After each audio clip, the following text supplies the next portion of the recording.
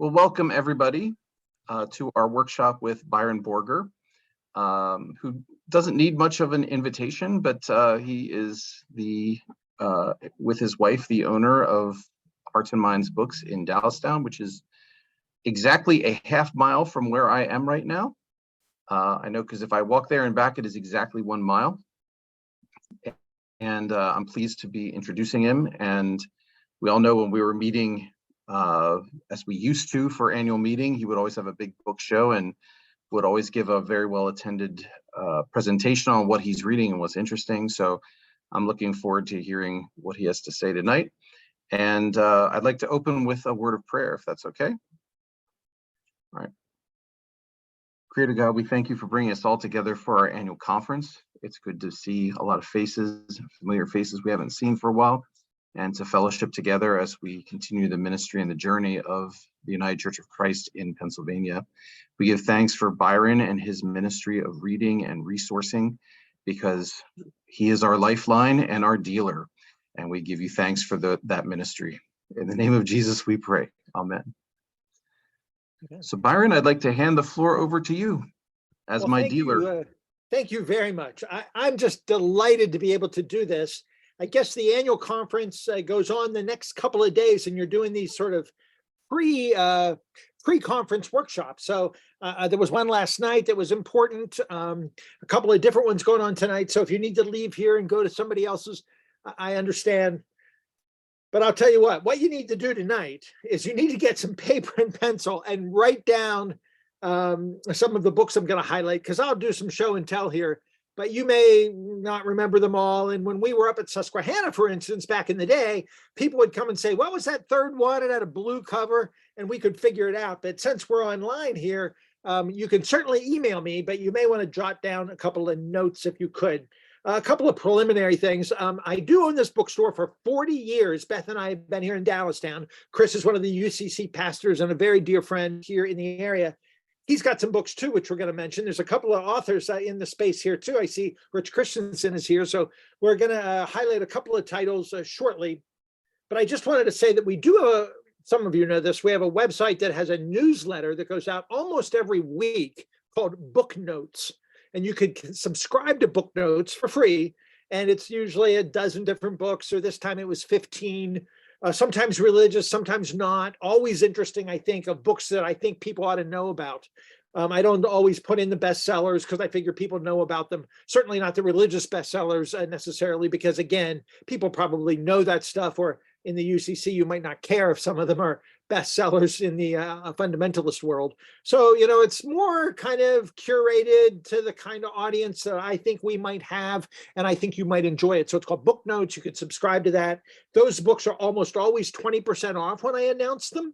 And so tonight, anything I mention, if you want to order it from us, you go to our website, enter in the little form, and just say it was a UCC thing, and I'll remember. And we'll give you the 20% off too. So that's my little pitch to try to actually sell some books. We're trying to stay afloat a few more years yet. It's been 40 here in Dallastown, and we're grateful. Years and years and years ago, probably 30 years ago, we went to a Penn Central conference event up at Harrisburg that was about evangelism. And some guys from the national office came, and I just loved it. And then shortly thereafter, we did a Penn Central clergy event, which was in Hershey, and a Penn Southeast clergy event that we've now done for about 30 years. And so somebody there made me an honorary UCC. So I take that seriously. God is still speaking. So maybe he's speaking to me to become UCC. But at this point in Presbyterian, my wife and I go to First Pres in downtown York, PCUSA. So we've had a lot of kissing cousins in our circles of friends, and it's just a delight to be here. So here's what I think I'd like to do, if this is okay. Interrupt me anytime you want. I don't care. Here's what I think I'd like to do. I'd like to spend, we have almost an hour and a half together. I'd like to spend some time just talking about books, the role of books in our lives, what reading can do for us, a little bit of content so you feel like you got something out of this other than just an advertisement. But then I think what people really want to hear also is just some recommendations. And I've got tons of books here around me that I'll show and tell. And if you'd rather do more of that, just tell me to shut up and we'll get right to that. But if I could, I'd like to start with just a couple of ideas about why books matter. I think I'm probably preaching to the choir, as they say. So this is not stuff that I need to convince you of, although I often do talk something like this on college campuses, say, to young adults who are not necessarily as convinced that old school printed page matters. They maybe read online, or they don't read at all, or they watch TikTok videos about books, but they don't read the books themselves. And there's a place for that. I get that. We'll talk about that maybe. But what I'd like to do is just list 4 things that I think sort of reading can be seen as. We talk in the spiritual formation world about practices, habits and rituals or spiritual disciplines that we do intentionally to help form our souls, our lives, and our world.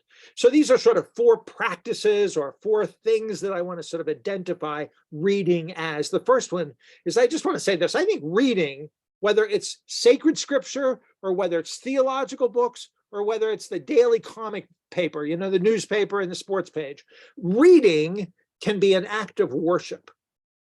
It's a practice of worship. We think worship is gathering together in some Mercersburg-like formal, gathering on Sunday with the ecclesia, and sure it is. But I think worship in the Bible is a little broader than merely the rituals of communal services. In fact, the Bible says, we are to love God with all our mind, right? So anytime we use the gray matter God has given us, whether we're smart or not, using our mind for the glory of God and for his purposes to enhance the love of God is sort of why we have a brain in the first place. So reading, studying, learning, engaging the printed page, whether you agree with it or not, but engaging the ideas of others in God's world can be an act of worship. The old monks used to talk about lectio divina, and that phrase, most of you, a Latin phrase that meant sort of a meditative reading, right? Sort of a slower, I'm not a speed reader, a slower, more engaging sort of reading that invites you to sort of contemplate the meaning of the words and what's between the lines of the words, in between the lines. I think there's something to that. We read less for information than for formation. That's a lot of words. Formation versus information. Sure, we read stuff, to get informed, but more importantly, we read to be transformed.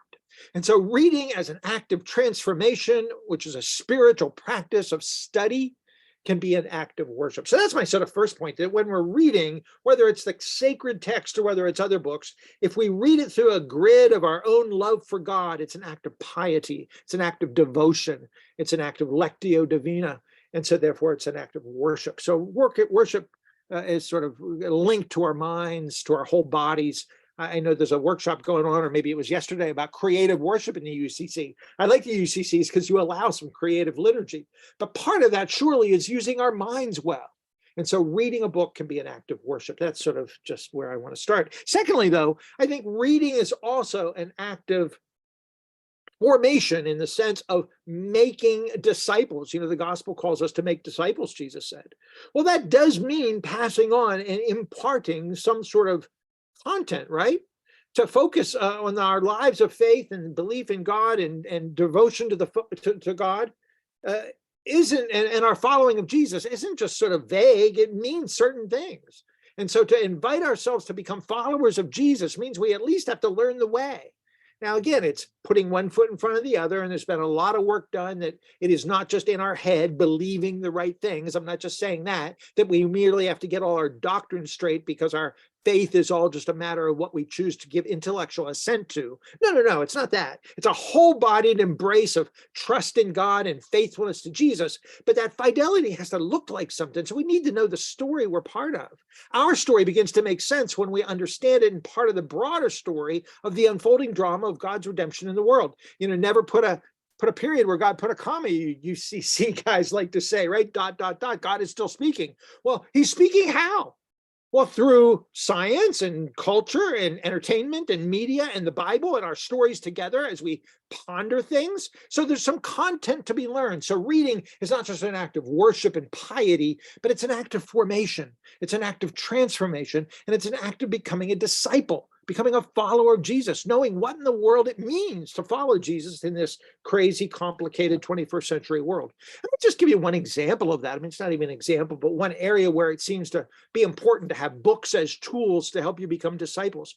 The Bible says that whatever you do, whether you eat or drink, do all to the glory of God. or whatever you work, whatever your job is, do your work as unto the Lord.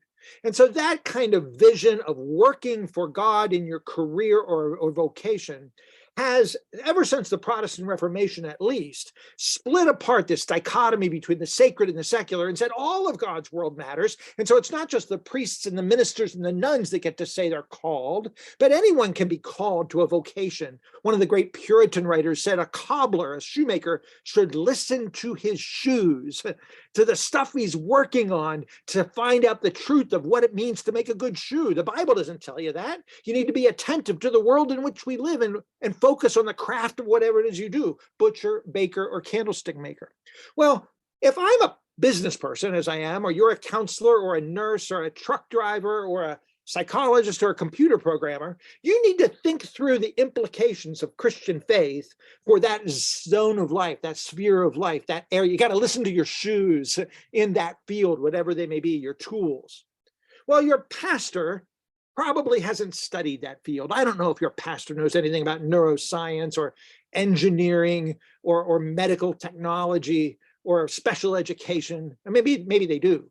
But if you're a journalist or a special educator or a history professor or a scientist or an artist, chances are your pastor has not studied that. So you can't blame him or her for not discipling you into being a 24/7 workaday Christian in the work world. You've got to sort of figure that out on your own, in other words, which is where a bookstore like ours could come in, because we have books on a Christian perspective on nursing and science and business and politics and urban architecture and media studies and special education, from psychology to nursing, from science to art, film to politics.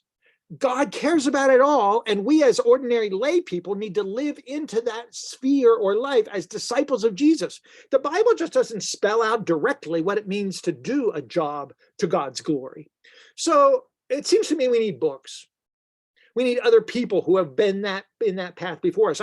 I long for a day when there's Christian book clubs in the hospital that studies nursing, and Christian books in the tech centers that are studying an understanding of technology and the philosophy of technology, that there's business people that actually study economics and business and serving justly instead of just being a Christian businessman's group where you don't talk about business. Isn't that interesting that there's these pockets of Bible studies around, but they don't talk about the very stuff where they are, in politics or in science or in business or in art. I remember one time a young lady was thinking of coming to Christian faith, and a person in her circles said, you should get down to that Hearts and Minds because they have some books about the arts. Well, she actually wanted to serve God as an artist, and she went to a church before she came to our store. And she went to a church, and the church said, oh, you're an artist. Oh, that's really good. That's really good. And then she began to describe some of the modern art she wanted to do. And for some odd reason, this sort of fundamentalist church said, well, that modern art doesn't seem to have any meaning. It doesn't have, figures and stuff in it and praying hands or whatever. It doesn't seem very Christian. And they told her it was actually demonic. Well, she just had enough intuition to know that was weird, that her artwork served as a new Christian wasn't demonic. So she left that church. And somebody said, well, go to this other church. It's arts friendly, they called it. And she went to this other church here in the area, and they wanted her to start using her art for the worship space, making backdrops for the worship space and, banners and stuff. And that was very nice. And she started doing it. But you know what? At the end of the day, the first church told her that her art didn't matter at all in God's world and was dangerous. The second one said it was good as long as she did it in the church for the sake of worship in the church. She wanted to open a gallery. She wanted to put her paintings in the art museum. She didn't want to just mostly do church art or liturgical art, although that was fine. So that's when they said, go down to Hearts and Minds. They maybe can help you out. She said, look, if this Christian thing doesn't have room for my art, for who I am as an artist, then I'm out of here. I don't understand church at all if it can't understand myself as an artist, because I know that about myself. I'm made by God to be an artist. So if Christianity doesn't have that with it in its DNA, then I can't be a part of it. And they said, well, go down to Hearts and Minds. So she walks in the store, and in those years, the arts section, it's not now, but in those years, it was right in the front up by the door. And so she walked through the door and saw these books on aesthetics and the arts and filmmaking and Christian philosophy of art and rainbows for the fallen world, that kind of stuff. And she started to weep. See, I didn't know any of this when she walked in. She just started to weep. I got a tissue and I went up and said, is there something I can help you with? And she told me her story, that the first church told her she was demonic, and the second church told her, that it was okay as long as it was church art. And she said, these are books that talk about just the arts and serving God as a Christian in that field of opening up aesthetics and beauty for the sake of the fallen world. Well, see, that's what I mean. Your pastor doesn't have to know how to do that. Your pastor can't be a scientist and an artist and a business person and a psychologist. They just know to send you to us because we have books on all those topics. I remember reading an article years and years ago by one of the Russian communists. I think it was Trotsky or somebody, one of these friends, Stalin and Lenin, those kind of guys. And they said, we don't need, communist and Russian novelists that are just sort of communists and novelists. We want communist novelists. They said, we want communists where the Marxism is so deep in their bones that it just flows out and they become artists that tell our story instinctively. Well, see, that's sort of what I think Christianity's like, that we don't need nurses who just happen to go to church. We don't just need scientists who happen to be UCC. We don't need people that are businessmen and happen to go to a Bible study. We need Christians who are deeply influential in their faith, so it just spills out that you could call them Christian engineers or Christian nurses. And I don't want to overstate that, but I think there's something to that our faith needs to be sort of a comprehensive worldview full of discipleship moments where we think Christianly about, in this case, work. You could say that about other things as well, but I've at least said it about work. And I think churches alone can't help us do that. We come communities of faith that give us hope for the kingdom of God, but then we've got to work out our salvation, as the Apostle Paul put it, work it out ourselves. And I think books are tools to help us do that. So books can be an act of worship, but they can also help us as tools for what I want to call whole life discipleship. Does that make sense? I don't know if your faith community encourages people to take their faith into the marketplace like that and think Christianly about all of life being redeemed and being a redemptive purpose as salt and light in these different spheres of contemporary life. But it takes some reading to figure out what that looks like and what that can be like. So anyway, that's a second thing, that reading can be tools to help us change the world as we think about discipleship in our particular context and place. And there's books in every zone of life. Most Christian bookstores don't carry that kind of stuff, but there's books for every zone of life that help you theologically and spiritually live out your faith into those different spheres. I think thirdly, and this sort of follows quite nicely, I think thirdly, reading can be an act of mission. I just think reading helps us become engaged with the culture around us. And at this point, I don't necessarily mean Christian discipleship content or the theology of work content, but I just mean the top 10 books on the New York Times bestseller list. The Harry Potters of this day and age, the kind of books that people are reading and talking about. Some people would say, oh, they're kind of naughty and dirty and vulgar. Well, they are, man. But that's the world we live in. The Apostle Paul, on Mars Hill, I think it's in Acts 17, he sees an artwork, he sees a statue, and he knows it's kind of an idolatrous statue, and he could have sworn at it and torn it down and yelled at it like some Old Testament prophet. But you know what he did? He read the poetic line that was on the base of that statue, and he said, oh, I know what that means. I don't know what it was from, like Euripides or one of these Greek playwrights, but it was a Greek playwright that he knew. And Paul quoted the popular literature, the playwright of the day, the pop singers of the day, the Bob Dylans of my generation. It'll be other people today, Taylor Swift or somebody, but he knew the pop culture of the day in order to build a bridge with those guys. He said, I get what this statue is, and I know what you're looking for God in all of this, aren't you? And at the end of Acts 17, you know what they say? They say, come back and talk to us tomorrow. See, that's contextualized mission in what we might want to call a post-Christian America, where you understand the poets of the day, the popular artists of the day, the novelists that are telling the story of the day. And you know that stuff so well that you can kind of talk with your neighbors about those things. I think we should be having book clubs with the Oprah bestseller list or the Reese Witherspoon bestseller list. And both of them have good taste, by the way. Make good novels that are asking important questions about the deepest things of life. I think it was one of the Southern writers, it wasn't Flannery O'Connor, but one of the old Southern writers once said, bad books always lie. And most often they lie about the human condition. I think that's a good line.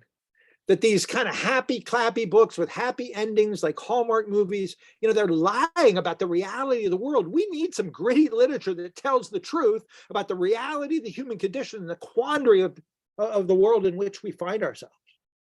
And those kind of rough novels actually can speak more truth than some of the nice little kind of Christian romances that we sell in our store sometimes as well. Some of the little Amish romances that are sweet and nice and wrap up with a bow so nicely.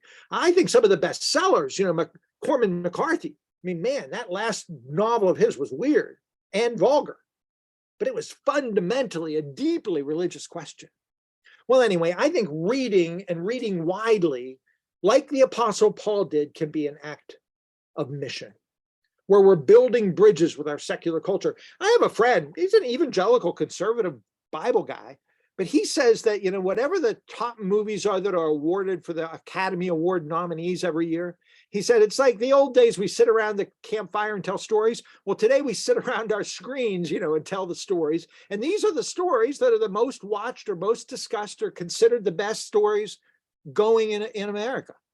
So he has his church group watch them. They just systematically go through and they watch the Academy Award nominees. So they know what the stories of the culture are, so they can be more articulate in knowing where their neighbors stand in the stories that their neighbors are listening to. Some of them are actually quite good. Some of them maybe not so good.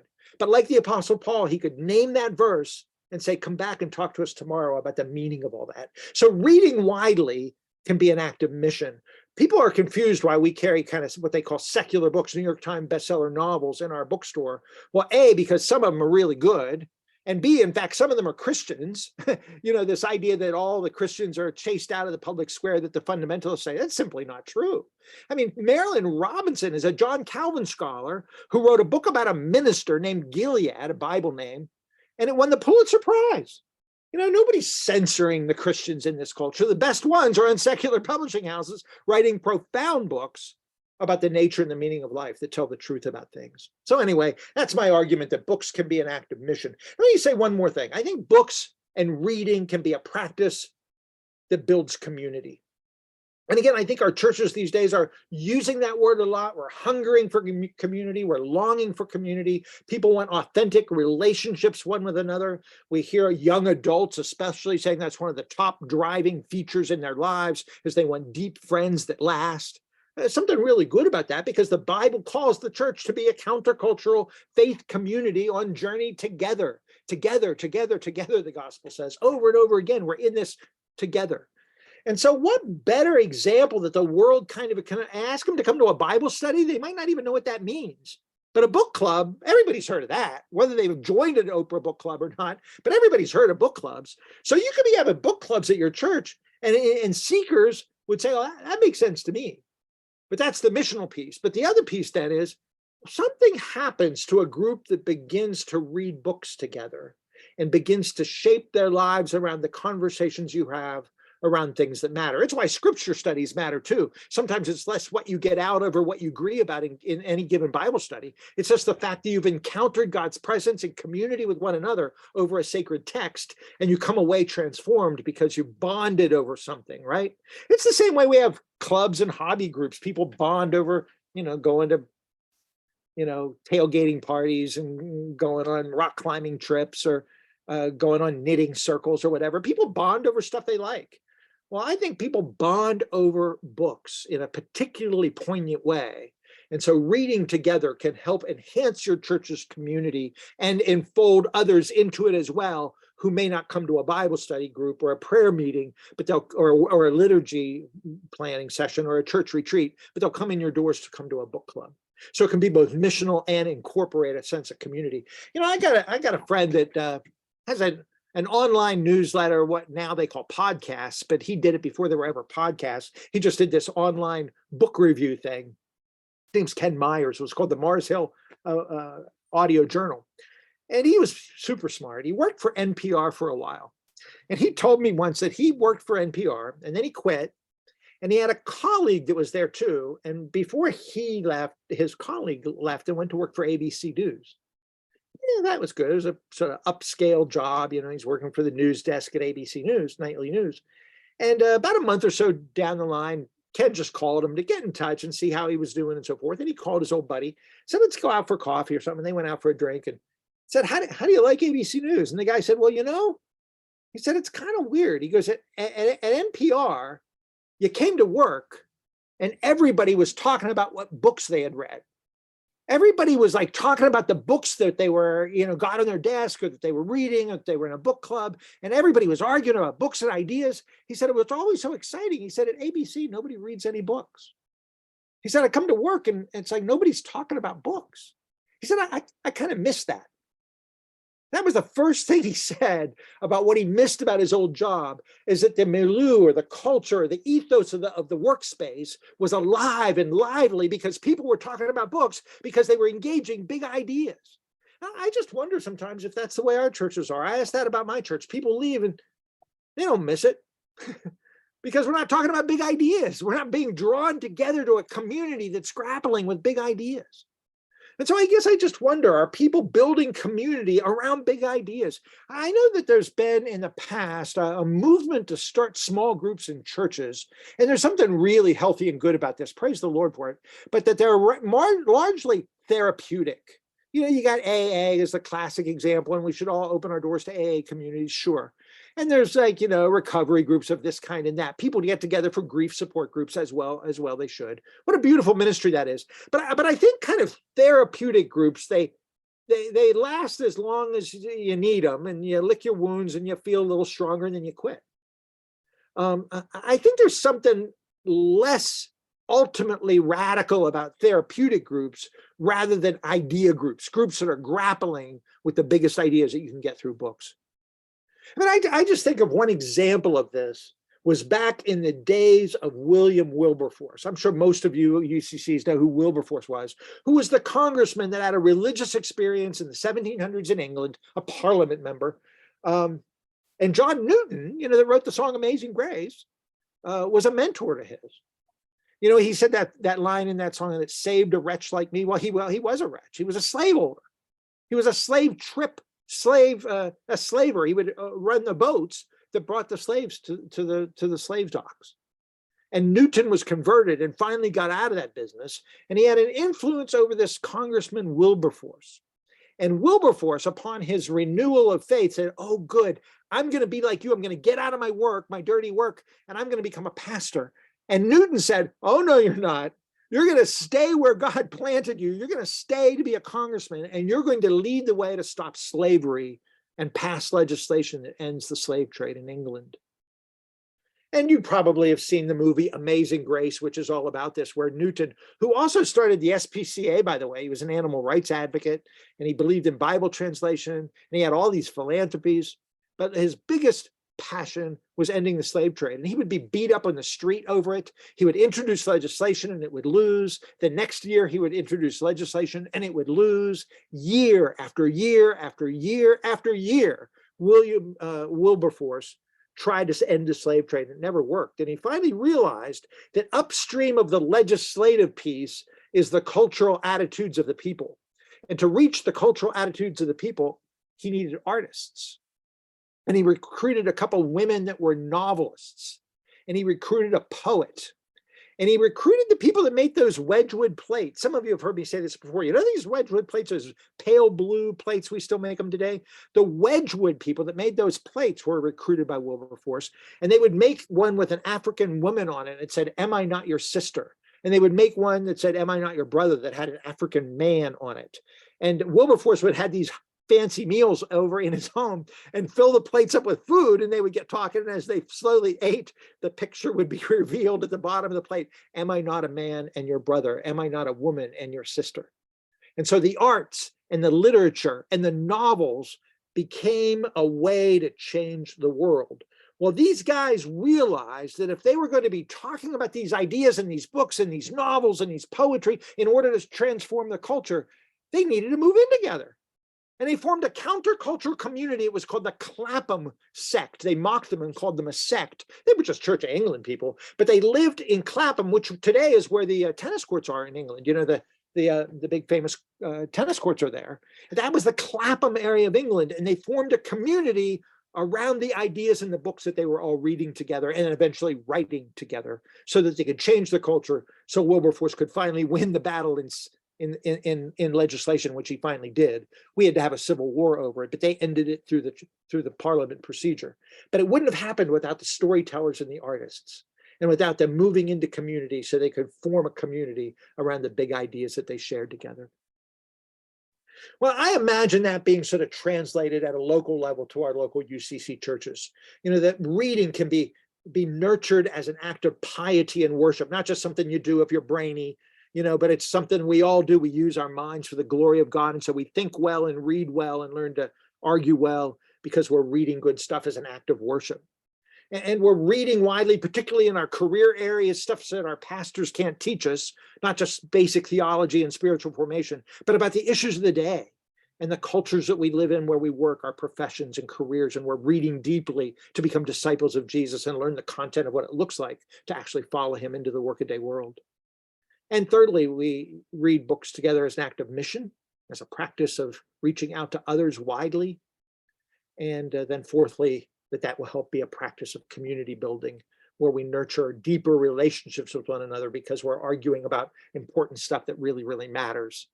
Well, that's why we sell books here at Hearts and Minds. We believe these books can transform the world. They can transform people so that we can be transformed congregations so that we can make a difference in the world. And I know that's your agenda as well. There's so much to read out there that there's just hardly an excuse to not know where to begin. The question is how to find time and how to build the practices. And that leads me to this final little reflection, and then I'll just share some titles and hear from you a little bit. But my final question is sort of this: how do we find time to do all this? I certainly do not want to suggest that the internet, the technologies of Zoom like this, are the problem that we need to disengage from in order to find time to read. I do think we have to make tough decisions about the use of our time and steward our time well. But recreation and movies and art and play and all kinds of things matter in God's world, not just reading and being brainy all day. But there is a sense in which we have to make some tough decisions about how we use the technology and our phones and that sort of stuff. We can use them redemptively and helpfully, I think. But insofar as a younger generation is using phones a whole lot, we can use that. But in a certain sense, I think TikTok and Instagram and short note blogs sort of begin to be so short and quick that they almost erode. One argument would be that they erode our ability to have long-term conversation about deeper things that matter more. That's just one philosophical argument, and Chris or others could push back and argue about this. But a guy named Neil Postman, years and years ago, wrote a book called Amusing Ourselves to Death. And in that book, he told the story of the Great Awakening preaching, where great preachers would go on for like hours about heavy, complicated philosophy and theology, and ordinary lay people would listen to these complex sermons and come away transformed. Not largely because it was emotional. Jonathan Edwards, in fact, in the congregational world, Jonathan Edwards didn't want to be emotional because he didn't want to whip people's emotions up. People would fall over out of emotion, and he was dry as a bone because he tried not to be emotional because he didn't want to manipulate people.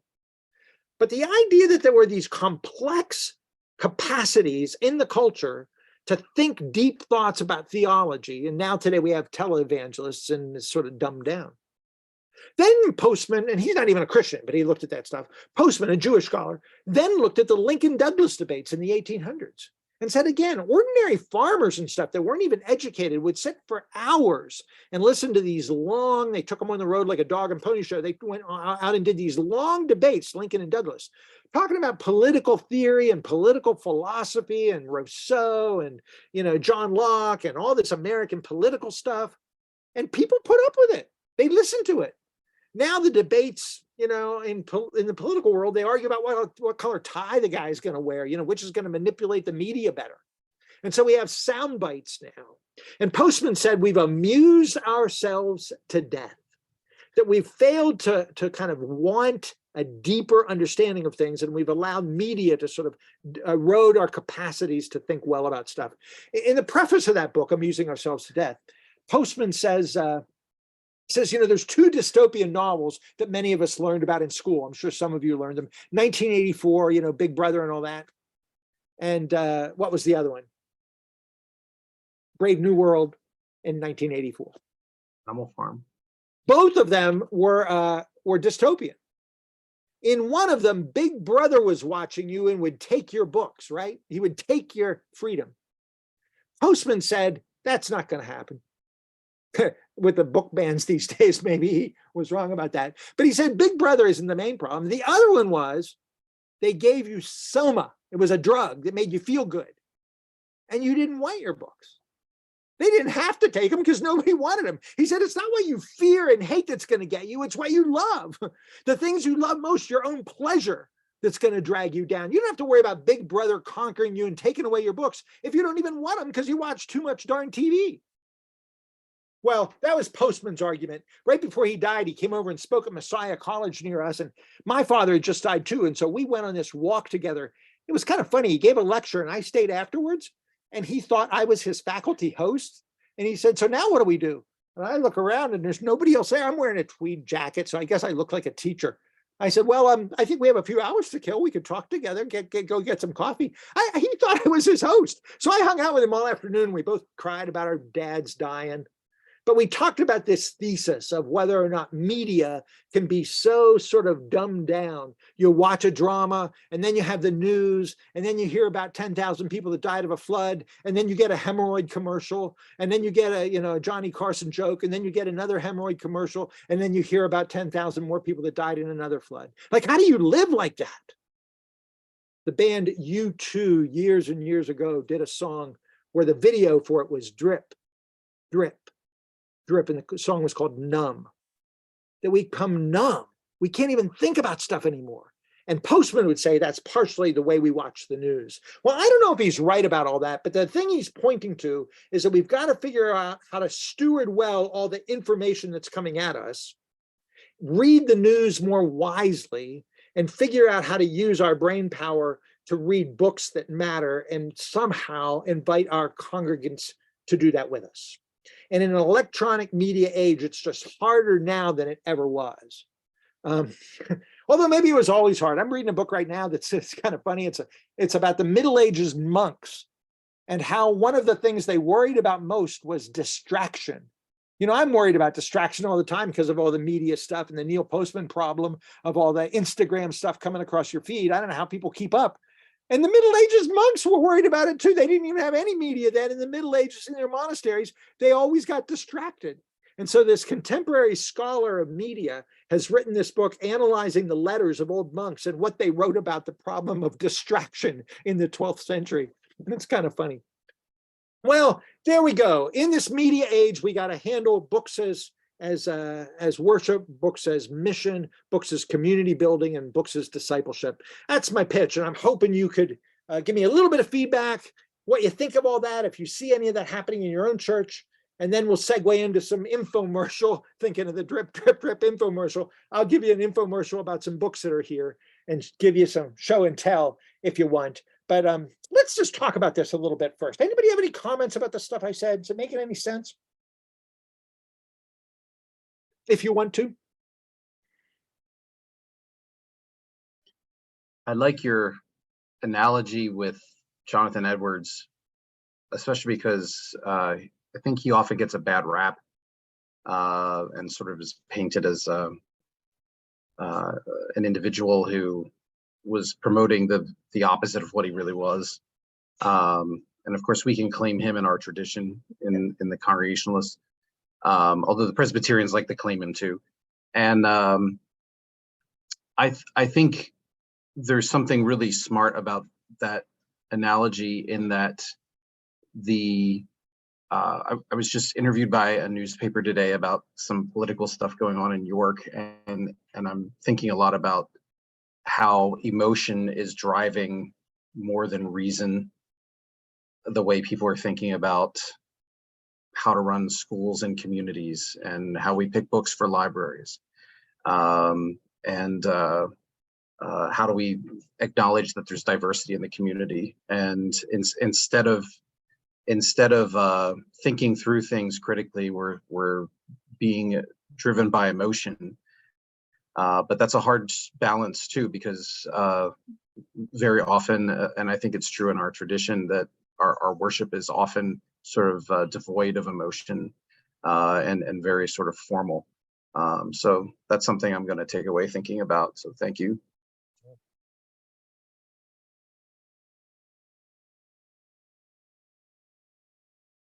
I would guess I'm not alone in longing for more time to read serious books, even if they're novels. When I say serious, I don't necessarily mean academic. I don't read much academic scholarly stuff. I'm not a philosopher by any stretch, but just reading important stuff. I just find it hard to find the time to do all I need to do. So when people say that to me as a bookseller, how do you find time to read all the books? Well, you get up early and you stay up late and you don't watch as much TV and you don't go to as many movies and you don't play as many video games and you don't go on as many vacations. I mean, it's sort of the cost of discipleship to realize if we're going to be people of serious contribution to our culture in the amount of time God has given us, we've got to get serious about some stuff. And part of that is I think, reading more books so we can be more fluent in the issues of the day and know what we're doing. Doesn't mean you have to be a brainiac, and it doesn't mean you don't have any fun. But it is something we have to have conversations about, how we use our time, I think, to build into our time and our churches space for good conversations about stuff. I remember reading Eugene Peterson talking about putting some couple of hours in his weekly calendar where he would just set aside that time to read. And then if people asked him about doing something, he'd say, I already have something on my calendar. Yep. Yeah, thanks, Dan. Yeah, he would sometimes say, I'm with someone. You know, and maybe he was with Jonathan Edwards or Karl Barth. He was reading these theologians, but he was with them, and his secretary would say, sorry, he's with someone. And, you know, if he say he's in there reading, people would say, well, I got to talk to him. That's not important. I can interrupt him. But if you say you're with somebody or you're already got something on your calendar, yeah, Peterson is a wonderful, wonderful writer who writes often about pastors reading novels and reading important stuff. Of course, he was a customer of ours and a dear friend, and we miss him a lot. In fact, his biography that was written, Wynne Collier wrote it. It's called Burning in My Bones. Wonderful, wonderful book about this guy, Eugene Peterson. He did the paraphrase of the Bible called The Message. He has a book about reading too, called Eat This Book. Twice in the Bible, in the Old Testament and in the book of Revelation, the readers are told to eat the scrolls. And he said, what does that mean? You know, the contemplative ingesting of a text where you, like a cow chewing its cud, that's where the meditation phrase comes from, where the cow, pretty soon it just becomes part of your biology. And we're called to eat. So he talks, eat this book about contemplative, slow reading of the Bible, but he also talks about reading other stuff too. If I had more time, I'd read you some excerpts of what Peterson says about reading books, but his own call as a pastor, some of you have heard this, some of his work as a pastor, he said, was deepened, and he'll tell you what page it was on a certain pretty odd novel, and he's reading this novel, and the guy's just so ordinary in the story. Ulysses, it's called, by James Joyce. The guy is just so boring. It talks about what he eats and how he defecates and what he does in this ordinary, dumb day of his life. And partway through, Peterson's like, that's it. That's what pastors do. We help people just live their ordinary lives. We meet people in the ordinariness. He said it was like a gulf opened up and he fell in. And he said his understanding of his pastoral care for ordinary people doing ordinary stuff, it was now no longer trying to impart theology or teach heavy sermons or inspire people to be missionaries. It was just be like the character in the James Joyce novel. He said he never looked back. His understanding of ministry changed on such and such a page of the James Joyce novel. So Peterson would say that his own past spiritual care came in part out of reading a secular novel. Well, you know what? Speaking of books, can I tell you about a couple books about books? That's a good place to start. How about this? There's a book that some of you that know me know of. I've said it before.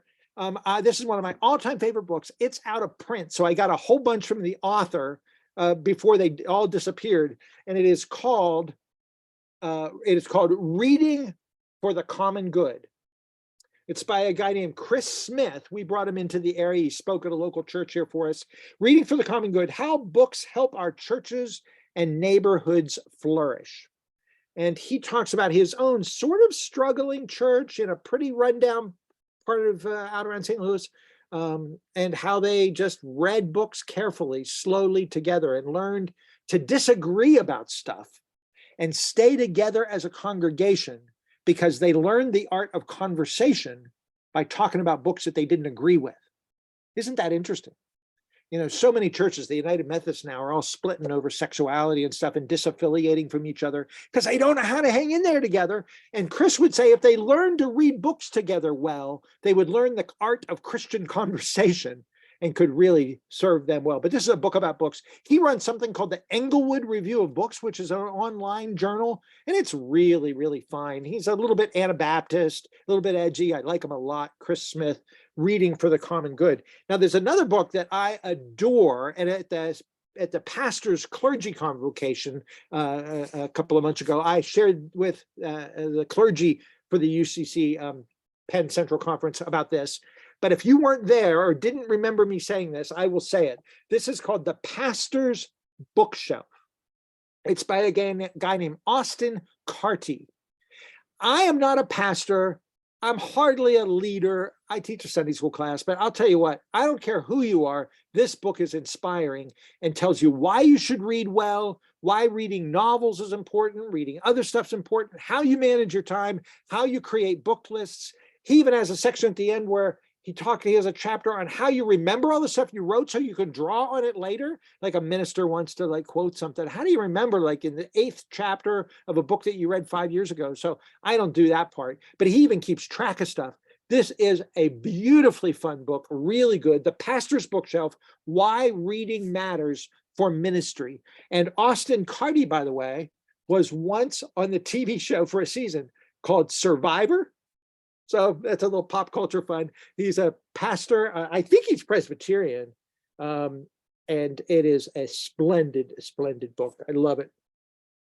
There is a great, great conference that they do every other year. And then because of COVID, they didn't do it. But up in Grand Rapids, Michigan at Calvin University called the Calvin Festival of Faith and Writing. And they bring in the world's top writers, Salman Rushdie, all kind of people, not just Christians, all kind of writers who write about and out of their faith perspective. It's biased towards a Christian perspective, of course, but they bring in all kind of writers and do all kind of workshops.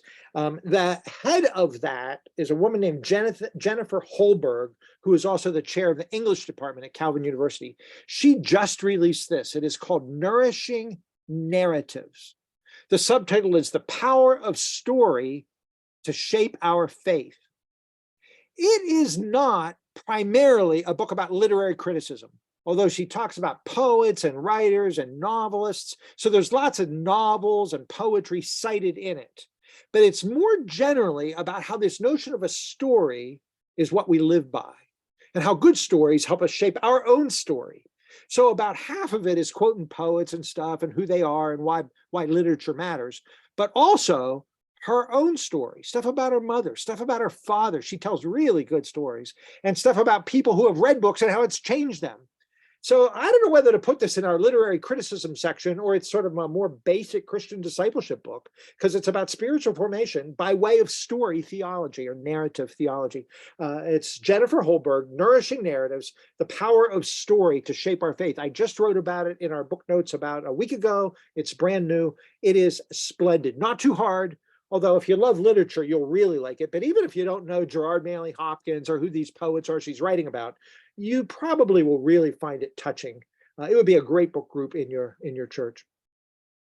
I don't know if you have a church library or not, but if you're interested in how all this translates to sort of parents and children, some friends of mine put together an anthology called Wild Things and Castles in the Sky, a guide to choosing the best books for children. There are dozens of chapters in here by all kinds of people arguing or telling stories about how they've used books, nonfiction books, fiction books, poetry books, classic books, graphic novels, picture books, older novels, fantasy literature, old books. What age do you do this at? What age do you do that at? It's so interesting, and there's so much different opinion in here.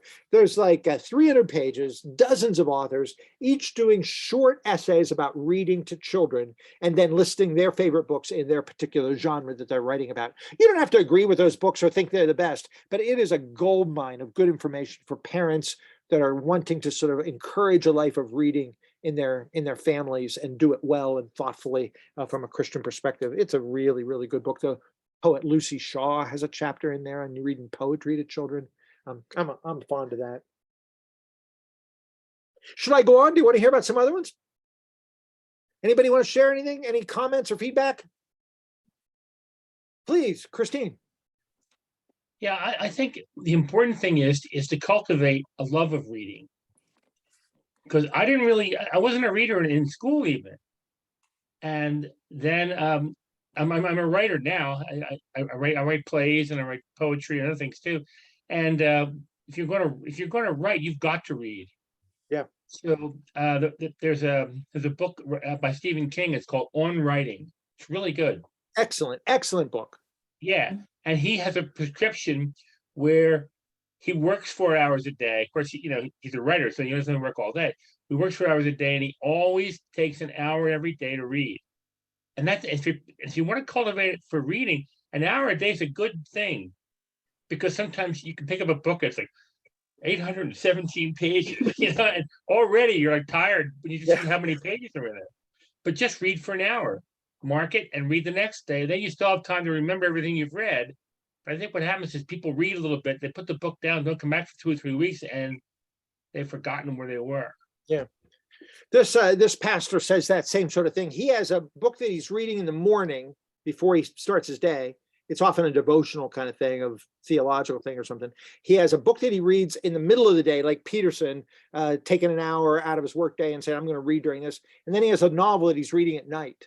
So he does it for 3 chunks of time. But I'll tell you what, you add those hours up, just an hour a day. That's a lot of hours over a couple of years. The number of books you can polish off is amazing. It's really not as hard as people think it is. But I think you're right, Christine. The best thing people can do to learn to read is to read. Start easy if you have to. Start small if you have to. But the more you learn to love the printed page, the more it'll work its magic in your heart. So yeah, you just got to do it. You won't be able to wait. You won't be able to wait to get back. It'll become a real important time to you. So it won't be the kind of time, oh, I got to go read again. It's like, I can't wait to have to read again. Do you you say you write poetry? Are you hoping to get any of it published? I would like to. I have 2 plays that I'm trying to get published now, and I'm just about finishing a book about my days as an HR manager working for UPS. Well, I would love to talk sometimes to people about self-publishing, which on one hand can be a real good thing. On the other hand, if bookstores can't get it, Amazon owns a lot of publishing platforms and people publish with them, and then the fine print says they only sell it at Amazon. I've been to so many events where I'm going off to a conference and somebody's speaking there and they say, are you going to carry my book? And I find out it's self-published and I can't get it as a book sale. It's like, well, actually, you signed a contract with a platform that I can maybe buy them from you or somehow, but I can't actually buy them from like a warehouse in a book world. And so real bookstores don't get them. So the self-publishing thing, it can be tricky. But if you want to just do it yourself, there's no better way. And Chris Rodkey's the guy that can tell us about that. Since you mentioned poetry, why don't I just give this little shout out right now? Chris has a brand new book of poetry that he wrote. It is called I Know Why There's Blood in the Nile. It is self-published. In fact, it's so little people call it a chapbook. Chapbooks are often kind of staple-bound small books. He has a lot, just one poem on a page, like many chapbooks do. It's really classy. Chris, you want to tell us anything about this? How did you come to write this? Since he's the host, I got to give him a little minute here. Well, the story is that after I ran for state legislature last year, I decided as an act of self-care after losing the election to go back and read things that I really loved when I was younger and haven't really read for a very long time. So I went back and read Walt Whitman and Emily Dickinson and Allen Ginsberg, and Gary Snyder. And I was really taken by Gary Snyder, who I really enjoyed reading when I was younger. and read his Turtle Island, which won the Pulitzer Prize in like 1974, and decided to go back to my notebooks of poetry jottings from the last 15 years or so, and sort of developed some things and just put together something that resembled a chapbook, just for fun, and wrote a little essay about ecology at the end of it, just like Gary Snyder did in his Pulitzer Prize winning book. So it's sort of an homage to Gary Snyder, if you're familiar with his writing. And It's like a dozen poems maybe in here. Yeah. Some of them are it's- several pages long. This is it right here. It's And available it's for Chris. subjects ranging from a male's perspective on miscarriage to America, to the environment, to gender, that kind of thing. So thanks for giving it a pitch. One is Advent. Yes. One is Washington Cathedral. Nice Yeah. stuff. Way to go. It's brand new, right? It just came out. Mhm. Congratulations. Yeah. Chris thank has a collection of sermons too, by the way. More than one. He has a collection of sermons that we carry. He has a book on neuroscience in the Bible called the Synaptic Gospels, which I think is hilarious. So he's been a writer since long before I even knew him. And I will say this, since we're on a Chris Rodkey roll here, this is another book we have in our store that Chris wrote. It is a oversized script of a Christmas play. So Christine, you want to get plays done. This is a Kazoo Christmas, a comedic intergenerational Christmas pageant.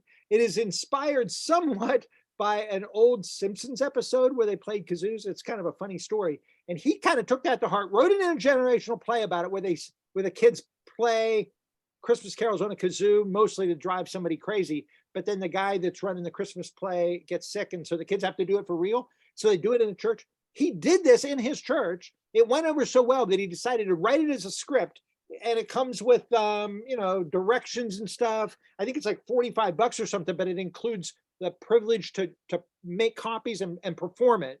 What do you call that? It's not copyright, it's performance. It comes with a performance license, but if Performance folks just license, want to yeah. get a copy without it, they can contact me or Byron and we can sell it without a performance license. But as it's being sold, it's you can photocopy it as much as you want and record it and broadcast and that sort of thing. You got some program notes in here. How many people does it take to put it together? Less than 10. So if you have a small church, you got some kids, you got some teenagers, you got some adults, you got some I think kazoos. when we did it, I gave the script to 3 or 4 kids the week before, and everybody else just winged it and with a box of kazoos. And you did it like Christmas Eve or something? Yeah, the play ends with a like a service of lessons and carols, but on With kazoos. kazoos. Yeah.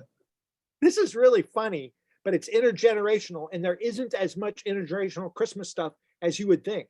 So Chris, I think if we get the word out this fall, this could be really useful to a lot of churches. So congratulations on doing Yeah, that. Thank you. And while we're touting Chris's stuff, you really ought to get his collection of sermons. While Chris is in the room, Rich is here too. Some of you know Rich Christensen.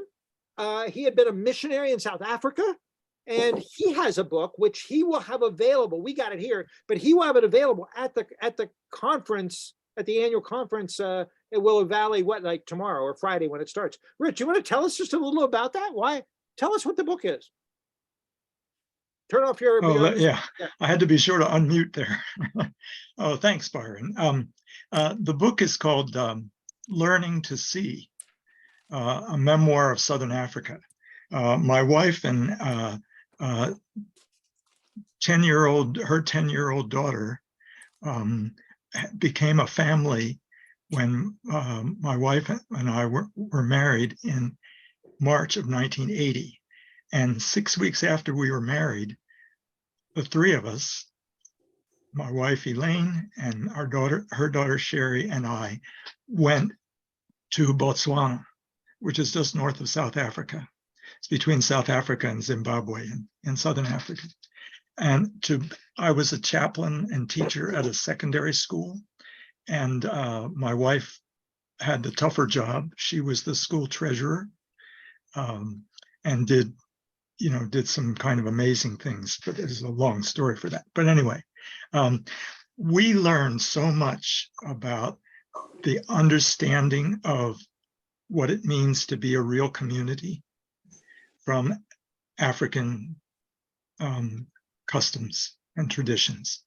I'll never forget being at a funeral one day that I went to in our village, and the funeral is always held in this culture in the family compound, which is a big open area, and then there are a number of small huts that make up the family places to sleep.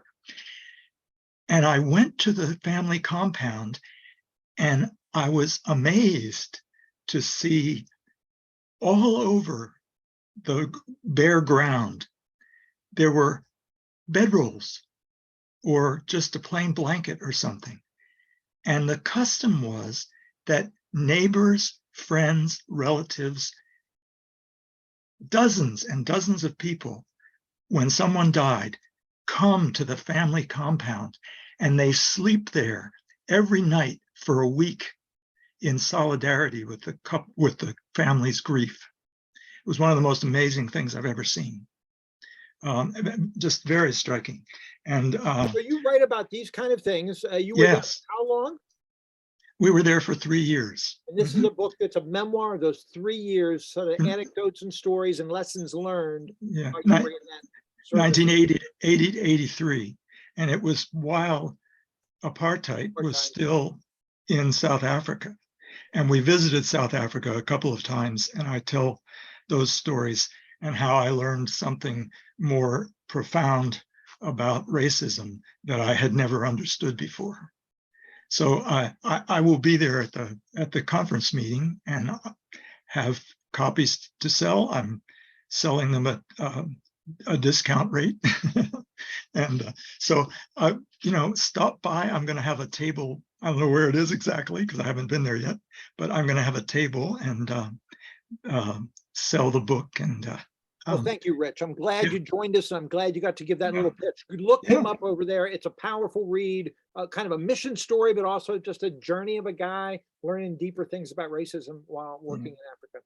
Yeah. Since he shared that one, why don't I jump to a couple of memoirs? I love memoirs. It's one of my favorite genres, religious or not. It's kind of stories of people who narrate their lives. And again, if we're people that love others and want to reach the gospel, share the gospel with others, we should want to know how people work. And so you can learn endlessly from novels, of course, but real stories. Sometimes people's stories are weirder than novels. It's like, you can't make this stuff up.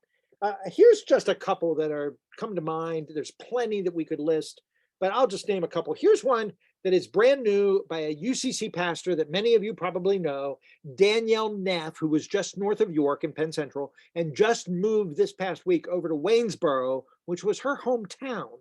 So this is a brand new book by Danielle with her sister, who happens to work in Hollywood. She's a screenwriter, part-time in New York, part-time in Hollywood. And so her sister's name is Jessica Dissey. And Jessica Dickey and Danielle Neff co-wrote this about being sisters, about growing up together, going to church together. Trigger warning, there's some hard stuff about sexual violence in here as well. It is not as harsh as it could be because there's laughs and good times and going away to college and getting married. It's just the story of these two women as they grew older together, and it's called Sistering. It's funny, it's passionate, it's poignant. Here's I what just finished. I'm sorry. Sorry, I just finished the book. It's good, isn't it? It's wonderful. Everyone should have a copy of it. Here's what one of the people in the back say. This is some actors and writers that are friends of them. They say, we absolutely inhaled this book. As two incredibly tight sisters, it was cathartic to have so much of what encompasses our bond to be articulated in such a delightful, colorful, raw way. We did not want it to end. That's what two sisters themselves, other sisters said about it. So it's a very nice book. And Jessica teaches the arts and theater and stuff, and is a playwright. And Danielle's a UCC pastor here in Penn Central. So thought you'd like to know about that. There's another woman that's a friend of mine that is a remarkably talented woman. Her name is Lisa Sharon Harper. Lisa has a book that Walt Brueggemann wrote the foreword of called The Very Good Gospel. She's a Black woman, worked for Sojourners for a while, and does kind of justice advocacy stuff as a woman. The Very Good Gospel is one of my favorite books about reconciliation in the world. She wrote this book called Fortune, which is the name of one of her ancient relatives. As a Black woman, of course, doing a genealogy is particularly difficult because when you go back just a couple of generations, the data that you have to use to find out where your relatives were slave purchases. You know, the purchases made and the lists of who was bought. It's pretty gruesome stuff. But she traces back her family eastern shore of Maryland, some down south. She's got some Cherokee blood in her, which is another story. Several years ago, I was organizing an event in Pittsburgh, helping to organize an event in Pittsburgh for college students, a big conference, and she was going to speak there. And she said to me, you know, Byron, I found a relative of mine who's like a sister's cousin of somebody who lives in Pittsburgh. So when I come in for this big conference, I'm going to come a day after I'm done. I'm going to stay a day late and go visit her. And she said she doesn't know that I'm Black. So I don't know if she'll welcome me or if she'll take one look at me and slam the door in my face. You just never know these days. Well, that story of how it worked out, and it did work out nicely, is actually in this book. Fortune, the subtitle is How Race Broke My Family and the World and How to Repair It. It's a genealogy story. It's a memoir of her going down the rabbit trails to try to find her people and her past, and tells the stories of those folks as they've developed, some of them actually here in Pennsylvania. It's a brilliant story, very well done. It's epic, and it reads well, and it's a way sort of, I don't want to say a backdoor into the race conversation, but it is not directly about racism because it's a memoir of her doing a genealogy, which is all about racism. So it's a really useful book. I think it's very, very nicely done. There's a book that I just have to tell you about, and not everybody's going to love it. There's a little bit of cussing in it, but not much. It's on InterVarsity Press, a Christian publishing house. It is called Blood from a Stone by a guy named Adam McHugh. Now, Adam McHugh wrote a book on being an introvert in the church. You know, he was a pastor for a while and just hated shaking everybody's hands at the end. It just almost killed him because he was such an introvert. Well, he ended up becoming a chaplain, and the book starts with him being a chaplain with hospice on the night shift, no less. So he is going nighttime to help people die, and it's just about killing him. He does it pretty well, it seems, but like one family didn't want to minister there, but he didn't get the message, so he came, and they reported him for trying to push religion on them when really all he wanted to do was leave. And then later somebody said he didn't pray with them the way he was supposed to, and he gets fired. So he is really depressed, at his wit's end. He's an introvert anyway. He had been a famous author, but now he's nothing. And he decides to go to Europe on a long-awaited tour of vineyards. And he discovers the history of wine. That's about the first quarter of the book. You learn so much about the nuns and the monasteries in Germany and in France and where the different vineyards came from. Fascinating, really fun stuff. He's trying to reinvigorate his marriage too, which actually doesn't work out. So his marriage is falling apart. He comes back home and he decides to get a job in the wine industry. Remember the movie Sideways that was popular a couple of years ago? He goes to that town, which has become sort of a yuppie place now because of the movie, and he gets a job in a vineyard. And pretty soon he works his way up to become one of these wine expert guys. So it is the story mostly of California wine and how it saved this guy practically from taking his own life. It is called Blood from a Stone, a memoir of how wine brought me back from the dead. It's a faith journey. It's a story of a failed pastor who's struggling with things and becomes passionate about how wine is made and what it means to serve in the wine community. It is a really, really fun book. Love it a lot. Another book that has sort of a dark side to it, but is mostly just lovely, is a woman named Beth Moore.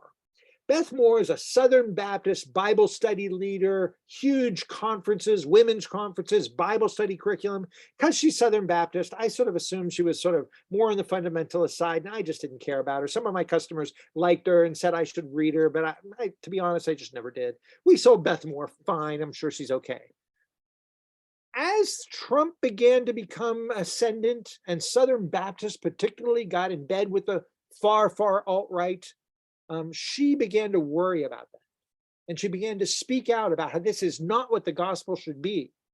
And wouldn't you know, almost like that, all these people that loved her so much began to turn on her. The sexual abuse scandal became known in the Southern Baptist tradition.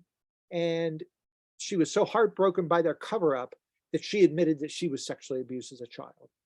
And wouldn't you know it, instead of creating more empathy, particularly on Twitter, she was treated with such hostility, was practically driven out of her denomination. Beth Moore, of all people, star of the Southern Baptists, has left the denomination. And this is her life story. Most of it is just her growing up, her coming to faith. It is called All My Knotted Up Life. In the story, you learn that she marries a guy that doesn't go to church much. They used to give her a hard time about that. He's sort of a rugged character. He also happens to have a bipolar disorder. And his meds are usually good, but every now and then something goes wrong and she's coping with mental illness in her family. They fostered a child that was really, really hurting. And the story of them taking care of this really hurting kid is part of this as well. And her leaving her beloved denomination is part of this as well. It is a great, great book. Both my wife and I read it. Neither of us thought we would care because we're just not fans. And we have become fans of Beth Moore. And this memoir is would make a great book club. It's a story of a conservative Christian woman who kind of grows into some broader thinking about things and tells her life story. So there's just a couple memoirs like Rich's, just stories of people's lives that you can get so much of. One of the things that we have to talk about, if we're going to talk about books changing the world, is how we study the scriptures. And in our bookstore, we have shelves and shelves and shelves. And since most of you aren't looking for academic stuff, this isn't a seminary class or anything, books that you could use in your congregation, starting little Bible study groups or adult ed forums. Let me just highlight a couple that might be kind of cool. I know UCCs are always trying to think of a hermeneutic, a way of reading the Bible that is inclusive and that invites the marginalized to the table. It would seem to me a couple of these might be useful. This is a book called Hermanas. It is all Latino women writing about women of the Bible.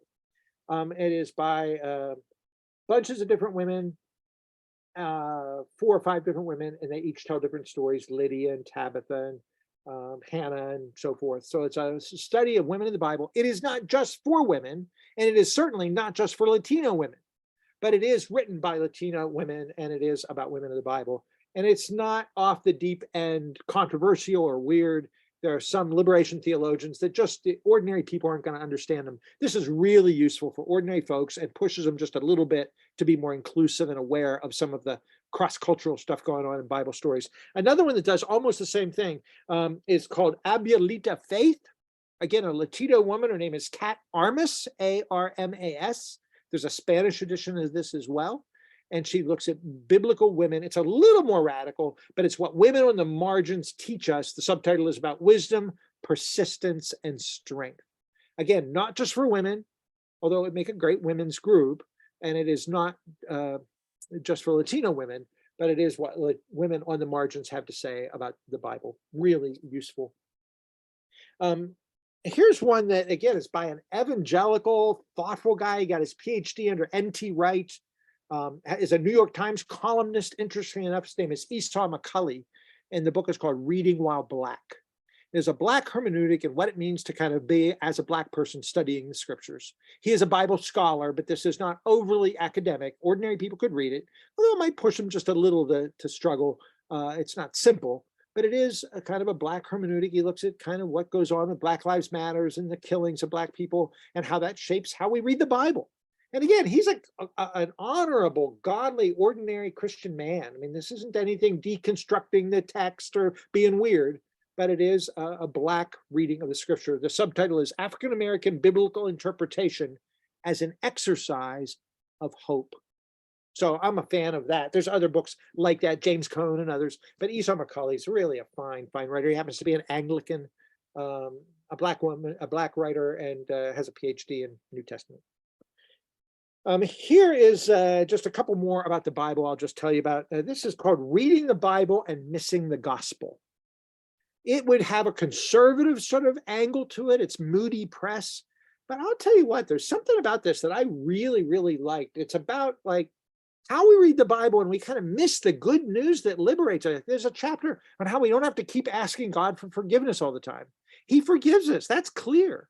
So like, get over it. It's looks at different meanings of different words for forgiveness. It looks at different Greek words and the nuances of their meaning, and basically says, God loves you. Like, get over it. So he sometimes says we miss the gospel, particularly conservatives that want to keep looking for new stuff to do in the Bible, and they just miss the good news. So I kind of think this could be useful for some of your folks reading the Bible, missing the gospel. Here's the subtitle: Recovering from a Shockingly Common Ways We Get the Bible Wrong in Our Everyday Lives. It's by Ben Connolly. And if you have anybody in your church that's a little more in the traditional conservative side biblically, they would not find anything objectionable with this, but it might push a couple of buttons for them. Now, here's one that would be more maybe in tradition with what I think of as UCC scholarship. It's called Even the Devil Quotes Scripture. And it's how not to read the Bible so literally, but yet take it seriously. He was raised to take it literally, and he realized it just doesn't work.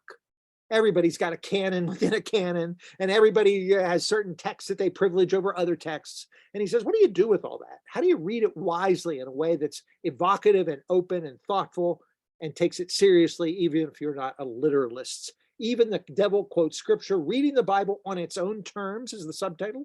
It's by Robin Whitaker, who's Australian. Whitaker just came out from Erdman's, and it would make a great, there's no study questions with it. I thought there'd be study guides, but it is not hard at all. An adult forum could use it. I mean, if they like to read serious books, really, really nice. Recommend it. And of course, in our UCC tradition, you can't even do a program like this once a year without saying Walter Brueggemann has new books. Walter Brueggemann always has new books. And God bless him for doing it. This is a new book that he did that is small and short, and it's a powerhouse, but there's a bit of a backstory to it. Ancient Echoes is what it's called. Refusing the fear-filled, greed-driven toxicity of the Christian right, of the far right, is the subtitle. Okay, so that's going to get some people mad, but in your denomination, probably less so.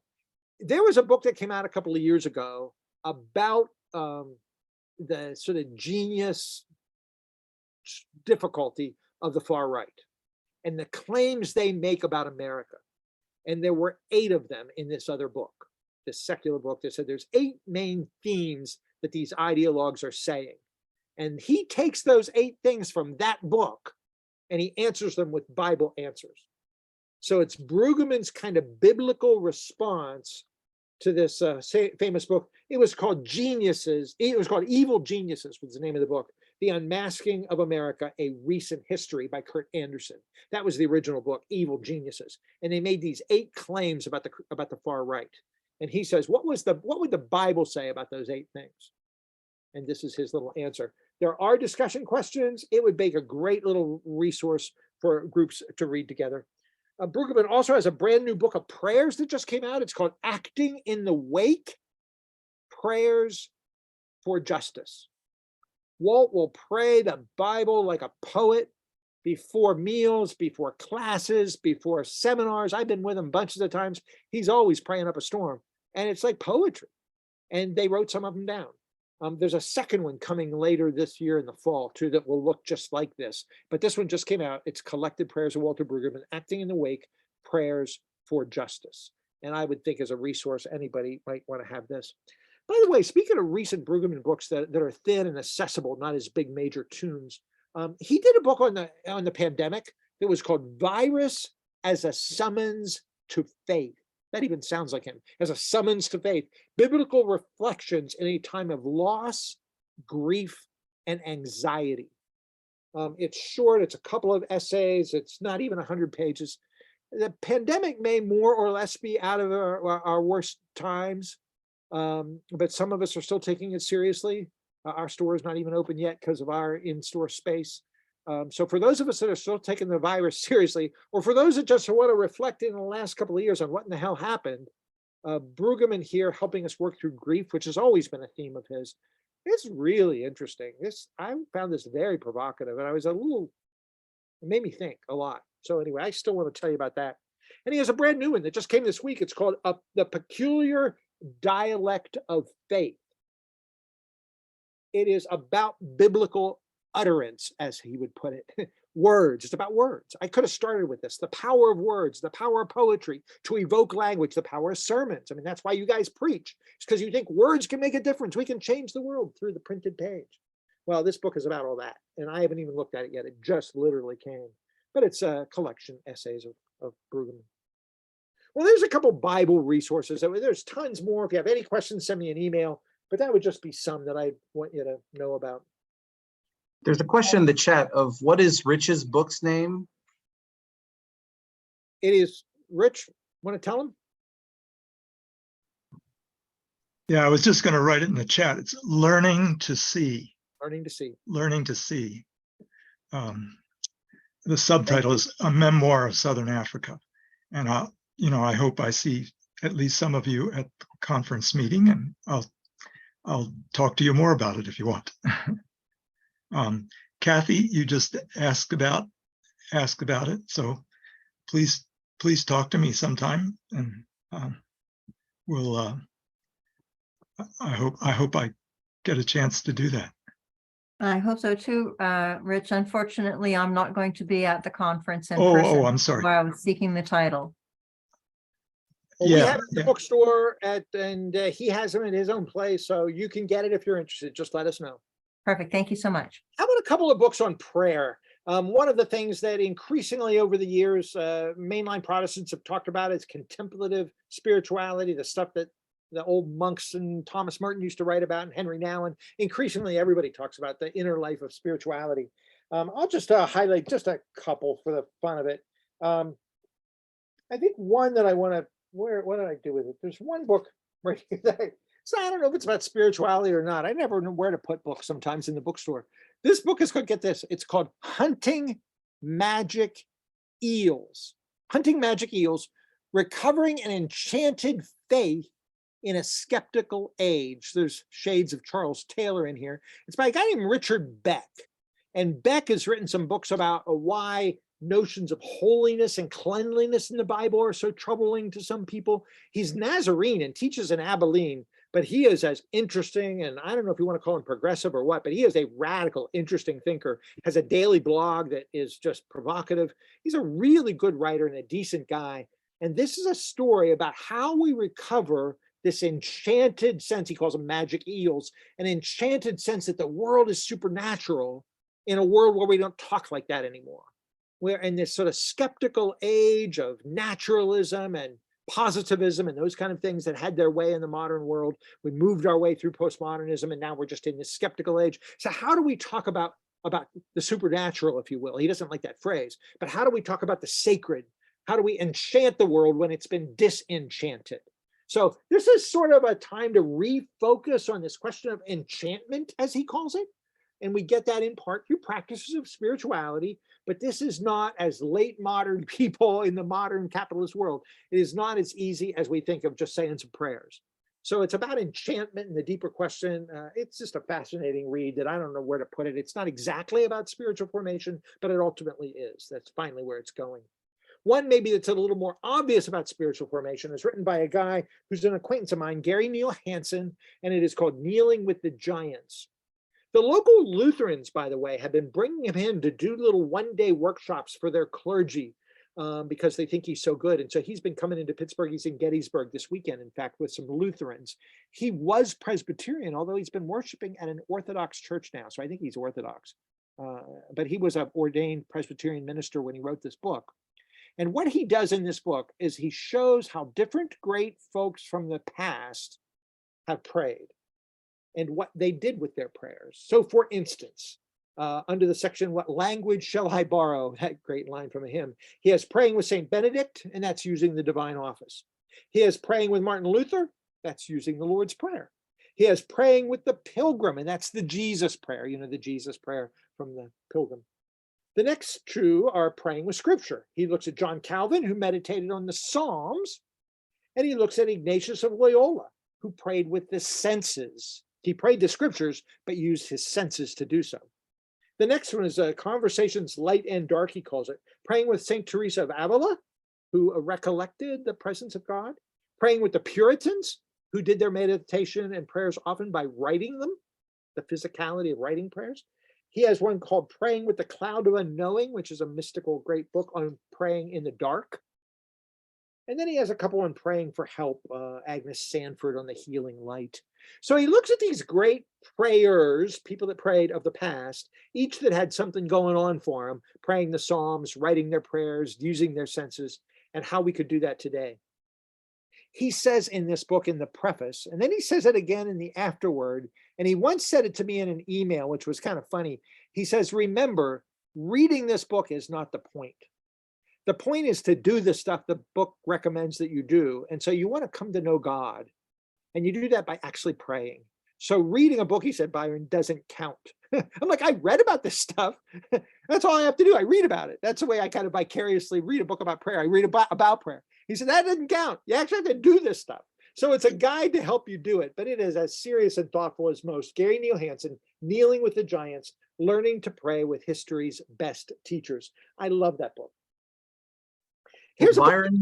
Yeah. I was just going to say, do you want to give us one more recommendation before we call it a night? Okay, we're supposed to go to 8:30, right? I was I told thought it it was, was 8. Am I wrong? oh, it's just till 8. Yeah. Oh, it is to 8. That's right. Where's That's right. Shirley at? Oh my goodness. Oh my goodness. I've been taking my time because I was thinking we were going to 8:30. I thought, man, we got a lot of time. Oh my goodness. Well, let me just say, if folks need to get going, I want to respect your time, but Byron, Oh no, I if don't you're want to gonna go tell us over. I about don't more want to go books, over. I'll- Let me just I'll pick. Let me just give me 30 seconds here. okay. What do I do? Oh my goodness. All right, I got some books on race. I got some Bible study guides. I got a book that I wrote. Let me do this. How about if I take 5 minutes and I'll tell you about 5 books. Write these down. Okay. This is going to be great. Miroslav Volf is a theologian from Yale. He's written heavy theology. He's written some practical stuff. He has a new book that comes out of a very popular class in Yale that he teaches on how to find meaning in life, how to find a happy life. And out of this popular course at Yale, they created this book that is called Life Worth Living, a guide to what matters most. Miroslav Volf with 2 other authors. It just came out and is kind of a guide to sort through what things matter to you and how to sort that out and evaluate that so you can live a meaningful life. They read interfaith texts, although it's clear that they're Christians, but they also read Hindu and Buddhist and Marxist and other worldviews as well, each offering options on how to find meaning in life. This is a small book that I just feel like I have to tell you about. A dear friend of mine here in Dallastown took his own life just a day or so ago. This is a book, it's not exactly suicide prevention, but it is called On Getting Out of Bed. The subtitle is The Burden and the Gift of Living. It's by a great author. He's written 2 or 3 other books. His name is Alan Noble.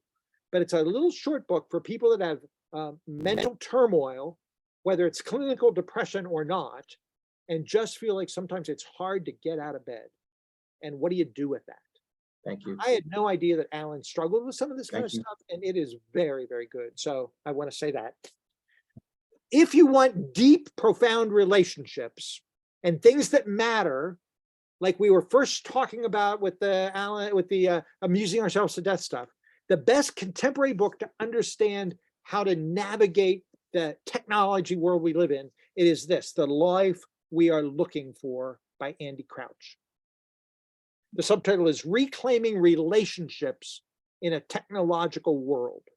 It is eloquent, it is thoughtful, he's brilliant, but he doesn't wear it on his sleeve. He tells some stories, but it is an analysis of how to use our tech wisely and know that most deep down, we want relationships. We can use Zoom for good relationships, as a matter of fact.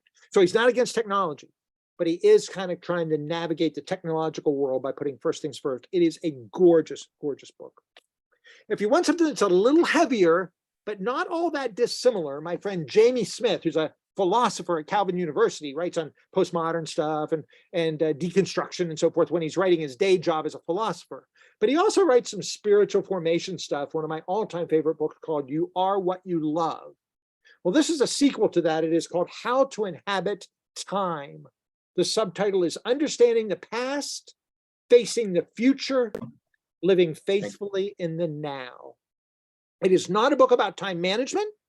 It is somewhat shaped by the liturgical calendar, but it is not primarily about the liturgical calendar.